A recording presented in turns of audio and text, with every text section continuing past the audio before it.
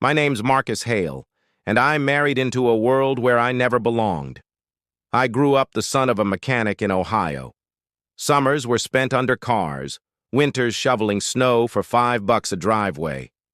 I built a logistics company from scratch. First one delivery van, then a fleet, then warehouses. By 31, I was pulling in more money than I'd ever dreamed. And that's when Evelyn Whitmore appeared in my life. She was beautiful, polished, and came from old money. The Whitmores had been society darlings for generations. Her father, Gerald, sat on 3 corporate boards. Her mother, Celeste, ran charities that doubled as social clubs for the rich. Her brother, Tristan, managed a hedge fund that played with millions like poker chips. When Evelyn and I married, I thought I'd earned my seat at their table. What I didn't realize was that to them, I was never at the table at all. I was the hired help who got too close. Life in the mansion from the start, the Whitmores made it clear I was an outsider. At dinners, Gerald would ask about my business, then chuckle. So basically, trucks and warehouses, very blue-collar. Celeste would comment on my suit fabric being practical. Tristan would ask how the little company was surviving Amazon, but the cruelest cuts came from Evelyn herself. At home, she was warm enough, but in public, she used me as a prop. At charity galas, she'd say, "This is Marcus, my husband. He runs logistics, keeps the world moving." Said with just enough condescension that people smiled politely and moved on. I told myself it didn't matter. I was providing her the lifestyle she demanded. Hamptons rentals, European vacations, designer wardrobes. Every swipe of the card came from my accounts, not theirs. I worked 60-hour weeks to fund the illusion. Some nights, alone in our mansion, I'd wonder if anyone in that family actually saw me as a person. The birthday ultimatum 6 weeks before Evelyn's 32nd birthday. She gave me a task. Plan something perfect, she said. Everyone will be there. The guest list matters. Money shouldn't be an object, so I planned. Florists with exotic orchids, a jazz quartet, gourmet catering with imported truffles, vintage champagne. By the time every demand from her family was added, the budget topped $15,000. I told myself, pull this off, and maybe finally I'll earn their respect. The night before the party, we gathered around the Whitmore dining table, long mahogany, crystal glasses glowing under chandeliers. The conversation flowed about stocks, art auctions, vacation homes. I stayed quiet. Then Evelyn, scrolling her phone, looked up and said, cold as ice, "The greatest gift you could give me for my birthday is vanishing from this family forever." Silence fell. Gerald smirked into his wine. Celeste dabbed her lips uninterested. Tristan chuckled. They'd all known. I was the only fool still pretending. I stared at Evelyn. The woman I'd built a life with. The woman I thought loved me. I stood up, placed my napkin on the table, and walked out. No begging. No arguing. Just the sound of my shoes on marble and the click of the front door closing behind me. Pulling the plug. That night, I crashed on my buddy Jonah's couch. As I lay there staring at the ceiling, something clicked. Every single vendor contract for Evelyn's perfect birthday was in my name. The orchids? My deposit. The jazz quartet? Booked under my signature. The caterers?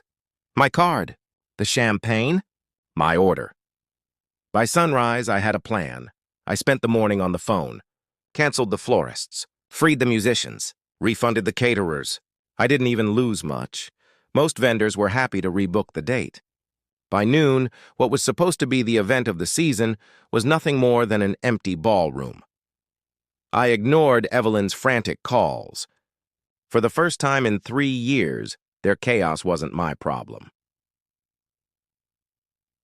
The party, that wasn't. That evening, 200 guests arrived at the Whitmore estate in tuxedos and gowns.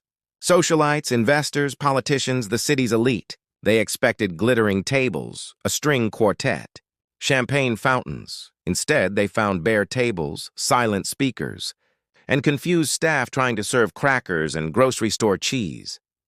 The jazz quartet never showed. The orchids never arrived. The champagne was missing. Celeste panicked. Gerald raged at staff who had nothing to do with it. Tristan stormed around, barking orders no one followed. And Evelyn, draped in a couture gown worth more than my first warehouse, wandered the ballroom in disbelief as guests whispered behind their hands. By midnight, half the room had left. The Whitmores' perfect night was the talk of the city, not for glamour but for humiliation. And me? I sat in Jonah's living room with a beer, watching the coverage online, smiling for the first time in years. The fallout, the Whitmores tried damage control. Tristan posted on social media about unforeseen logistical issues. Evelyn posted cryptic quotes about betrayal and jealousy. Their friends played along until the divorce filings went public. Court records showed the truth. Every dollar in our marriage had come from me. Over $200,000 spent to prop up Evelyn's lifestyle while her trust fund sat untouched. Suddenly, the narrative flipped. I wasn't the problem. I was the piggy bank. The social circle turned. Invitations dried up. Whispers grew louder. Evelyn, once the darling of charity galas, couldn't get a lunch date. And then came the real blow. Gerald's firm fell under SEC investigation for insider trading. Assets were frozen. Celeste pawned her jewelry.